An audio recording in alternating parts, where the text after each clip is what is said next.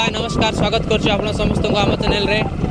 तो आम आज जाऊँ गोटे डैम आड़े बुलापी आम चैनल वीडियो शूट करने। तो आम सहित लगी रुहतु। तो देखिए आग को केमी आम शूट करुचु को प्लेस रे शूट करुचु। तो आम बाहरी पड़लु आम वीडियो शूटिंग प्लेस रे।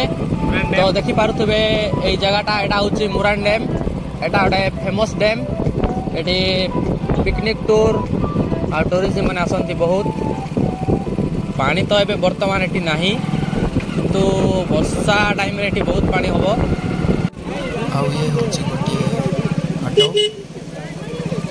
एटा गोटे बहुत बड़ हाटो। आउ ए हाट को बहुत गाँ लोग डिपेंड करते। खास करके ए गाँ को डैम सेपटे थी लोग बहुत डिपेंड करते। ए हाट मंगलवार दिन हुए। आउ ए हाट में बहुत लोग आसता डैम जाकि डंगा देखी आसता डंगा क्रॉस करती।